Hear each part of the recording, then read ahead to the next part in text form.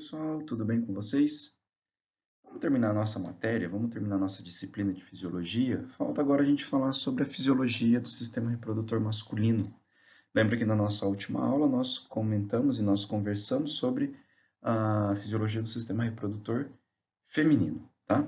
Hoje nós vamos falar sobre a fisiologia do sistema reprodutor masculino, que é um pouco mais simplificada, digamos assim, ok? Então vamos ver o que nós temos para conversar sobre isso.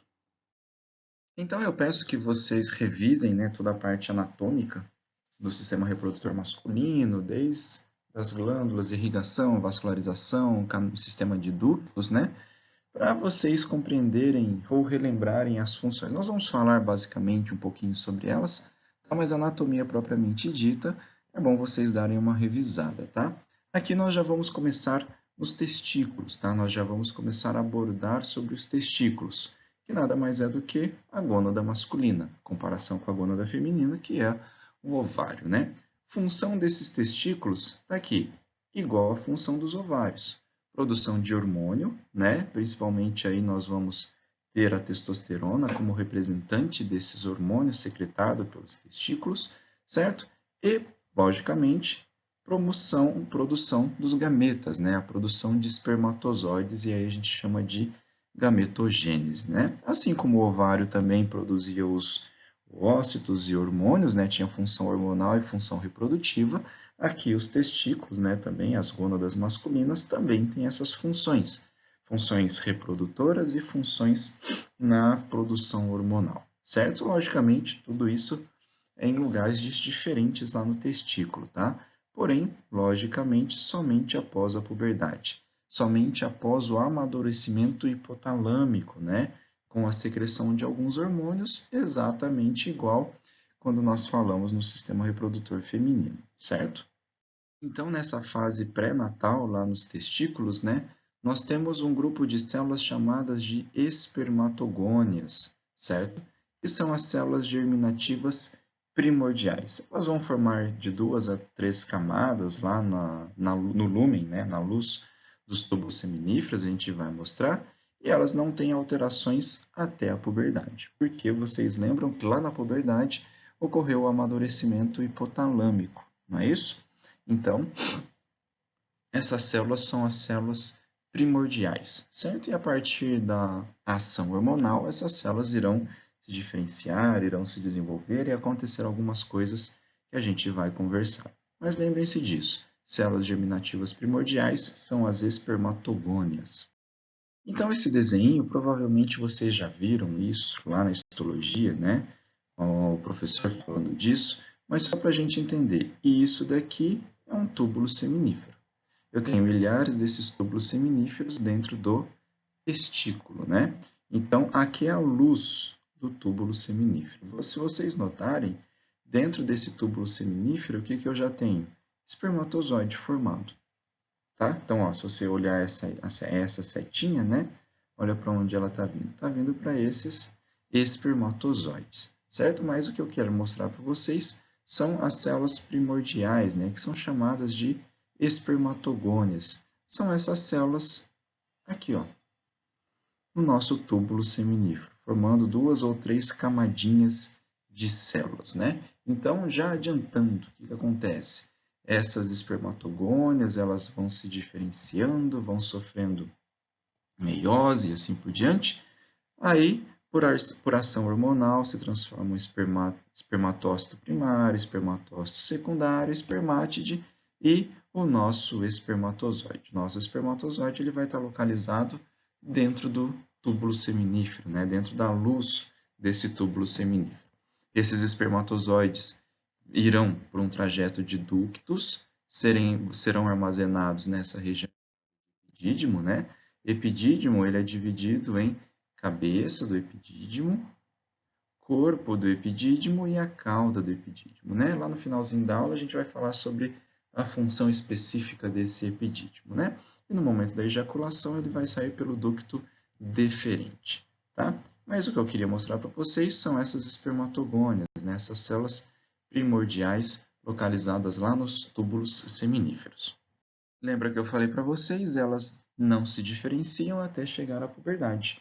Por quê? O que vai acontecer na puberdade? O amadurecimento hipotalâmico, não é isso? E aí o hipotálamo vai secretar GNRH e vai fazer com que a adenohipófise, né, ou hipófise anterior, secrete FSH e LH. Então tá aqui LH e FSH.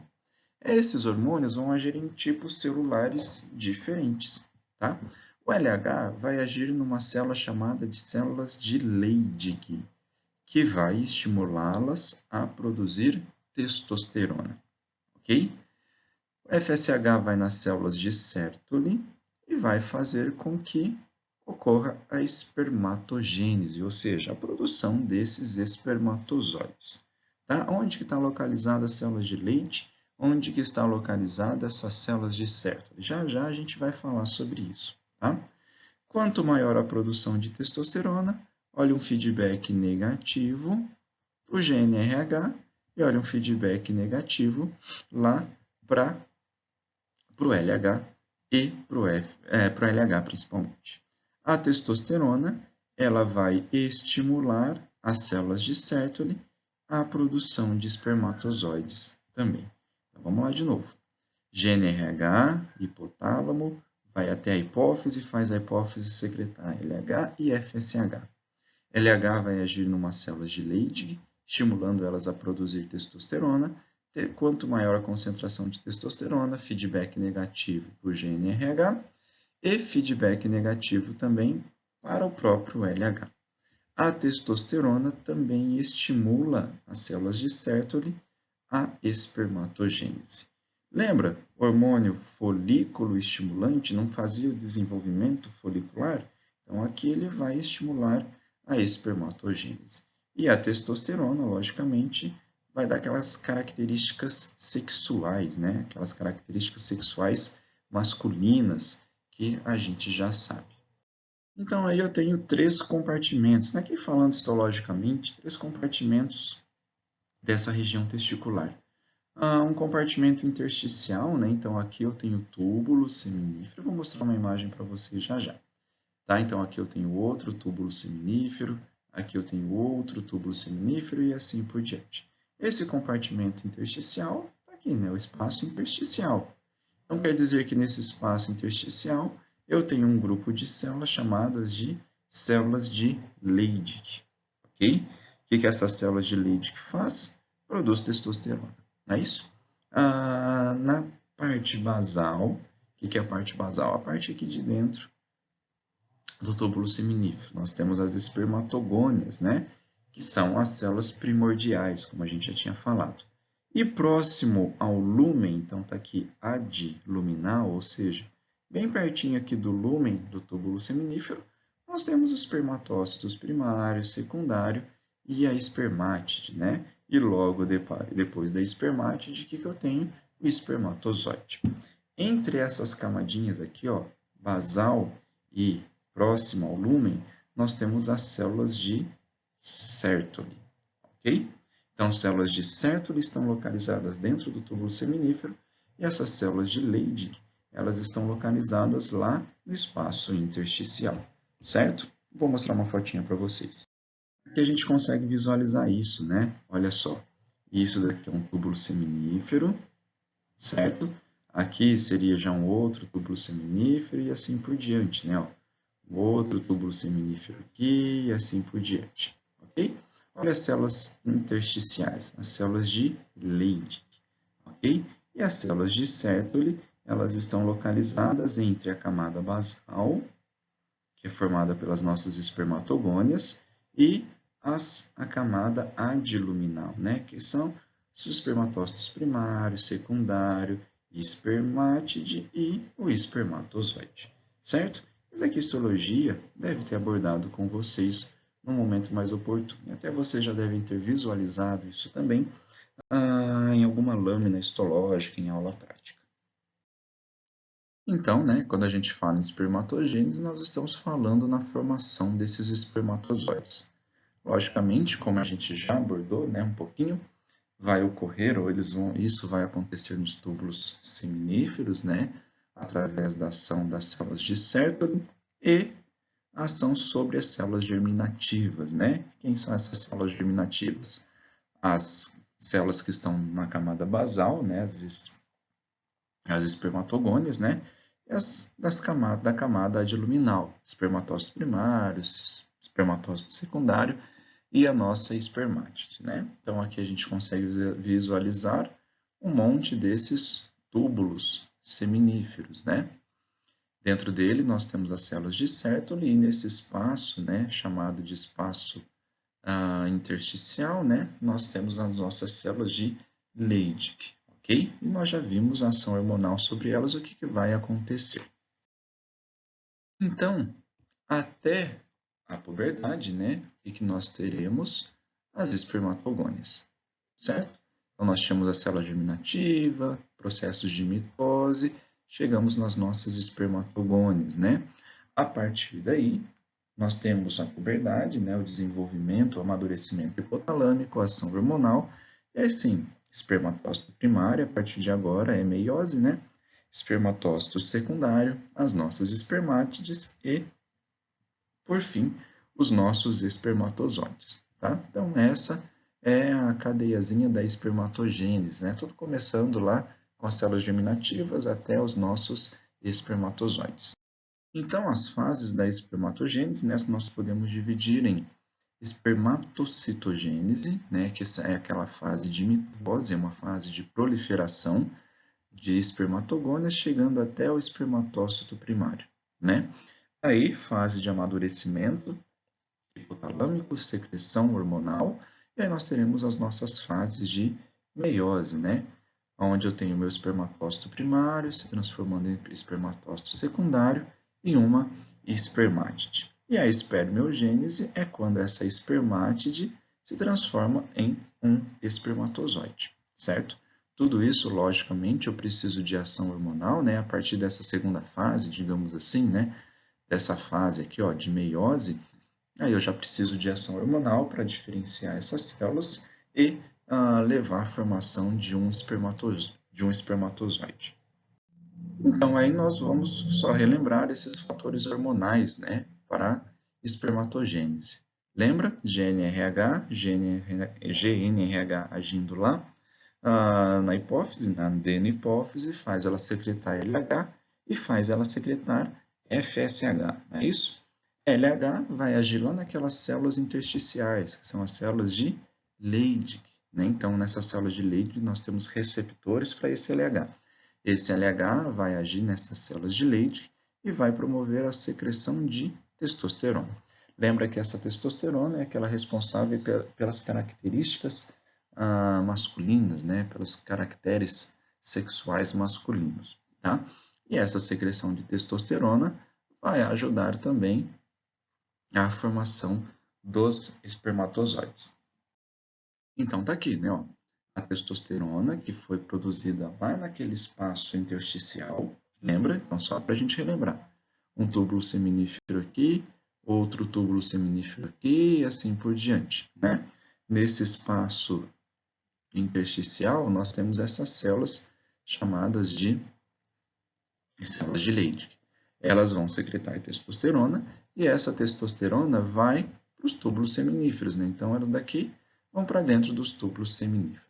Vão participar da espermatogênese, né? Vão ajudar a diferenciação celular, tá?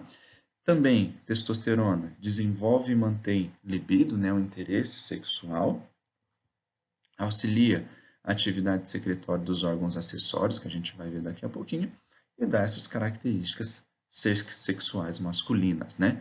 Por isso que se castrar o animal, retirar essas gônadas, né, retirar os testículos, não tem mais produção de testosterona. Não tendo mais produção de testosterona, uma das características que a gente nota neste animal, né, consequentemente, lógico, é a perda do libido, né, ele começa a engordar, porque testosterona ela causa lipólise, né? Ela promove aumento de massa muscular e quebra de gordura, né? Um animal sem testosterona vai ocorrer exatamente o contrário. Ele vai começar ou não consegue manter a quantidade de tecido muscular e o tecido adiposo começa a aumentar no caso, né? Ele começa a perder essas características masculinas. E o FSH, lembra dele? Hormônio folículo estimulante, né? Então, GnRH no hipotálamo, vai até a hipófise, fazendo com que a hipófise secrete o FSH. Esse FSH vai agir nas células de Sertoli. Lembra das células de Sertoli? Aquelas células que estão localizadas dentro dos túbulos seminíferos, né? E aí essas células de Sertoli vão participar na formação desse espermatozoide, ou seja, na espermiogênese, secretando diversas substâncias, né, inclusive estrogênios, tá, para auxiliar na formação desses espermatozoides. Tá? Então, LH vai agir nas células de Leydig, no espaço intersticial, e o FSH vai agir nas células de Sertoli, que estão localizadas dentro do túbulo seminífero. Então, novamente, só para a gente entender, né? Olha só, aqui, um túbulo seminífero, né, uma parte dele, as células basais, certo? Células basais, que são as nossas espermatogônias, depois as adiluminais, né, que são espermatócitos, primário, secundário, espermátide. Então, aqui, ó, deixa eu apagar esses rabisqueiros aqui. Então, aquelas células intersticiais são as células de Leydig, ó, estão localizadas fora do túbulo seminífero. E as células dentro do túbulo seminífero são essas células de Sertoli, né? Então, o LH agindo sobre as células de Leydig faz com que ocorra a produção de testosterona. Essa testosterona vai para dentro do túbulo seminífero também. E essas células de Sertoli vão sofrer ação do FSH, né, do hormônio folículo estimulante, que aí vai participar da espermiogênese, da produção, da formação desses espermatozoides, certo? Então, aqui resume bem isso que a gente acabou de conversar, né? Células de Leydig, a gente já sabe onde que elas estão localizadas, não é isso? Responsáveis pela produção de testosterona, o hormônio sexual masculino. E as células de Sertoli, responsáveis pela produção, olha só, de proteínas e até de alguns hormônios também, para formar esses espermatozoides, né? Então, que a gente chama de espermiogênese, certo? Então, células de Leydig, naquele espaço intersticial, e células de Sertoli localizadas dentro dos túbulos seminíferos, né? Responsáveis pela formação de espermatozoide, ok? E assim, nós conseguimos entender como que ocorre a formação destas células, né? Desses gametas masculinos. Dos túbulos seminíferos, como a gente já tinha adiantado, eles serão encaminhados e armazenados nesse epidídimo, né? Anatomicamente, cabeça, corpo, cauda, como a gente já havia falado. Qual que é a função desse epidídimo? Promover a maturação, principalmente dos espermatozoides, e reduzindo o seu metabolismo, certo? Então, o metabolismo desta célula, né, deste gameta, ele é diminuído, porque ele vai ficar ali armazenado, né? E onde vai ocorrer o final da sua maturação também. Dali, esse espermatozoide ele vai ser ejaculado, vai passar pelo sistema de ducto, que é o ducto deferente. Caso ele não seja ejaculado, o que vai acontecer? Ele pode ser eliminado um pouquinho pela urina, não é isso? Só que também ele pode ser ou ele será reabsorvido, certo? Então, nesse trajeto do epidídimo, né, até a uretra, né, enquanto ele passa pelo ducto deferente, ele terá também contato, né, com algumas glândulas acessórias, que varia de tamanho e varia com relação à espécie também, e elas vão produzir o plasma seminal. O que essas glândulas acessórias elas vão fazer? Aumentar o volume ejaculado e nesse plasma seminal nós temos substâncias que vão nutrir esse espermatozoide, né? E manter viável, manter esse espermatozoide vivo durante o seu trajeto no trato reprodutivo feminino, não é isso? Eles alteram também o pH vaginal para viabilizar, né? Para permitir que esses espermatozoides tenham viabilidade, no caso. Quando nós falamos em glândula seminal, né? A primeira que nós pensamos é a próstata, que é a maior glândula que nós vamos ter, mas também temos a glândula bulbo-uretral e a glândula seminal, ou também chamada de vesícula seminal, certo? São as três glândulas, então seminal, prostática e a bulbo-uretral. Logicamente, quando a gente pega um cão, olha só, a glândula prostática, né, a próstata dele, é extremamente e desenvolvida, né? Logicamente, basicamente, a única glândula que nós temos. O gato, por exemplo, tem resquícios de glândula bulboretral. O touro também, ó, tem resquícios de glândula bulboretral. Então, isso varia, né, de espécie para espécie, o formato e a sua presença ou não. Mas qual que é a finalidade dessas glândulas? Aumentar o volume ejaculado e promover a viabilidade desses espermatozoides. Então, ali tem glicose, tem frutose, tem todas as fontes de energia necessárias para essa célula se manter. No caso, se manter viável até encontrar um óvulo, né? Um óvulo que foi ovulado. Certo? Então, pessoal, o que nós tínhamos para falar do sistema reprodutor masculino é isso. Ok? Espero que tenham gostado, espero que tenham entendido. Realmente ele é mais simples, ele é mais curto quando comparado ao sistema reprodutor feminino, não é isso? Mas é isso que acontece desde o início até a formação de um espermatozoide. Ok, pessoal? Então, é isso. Espero que tenham gostado e nos vemos na próxima.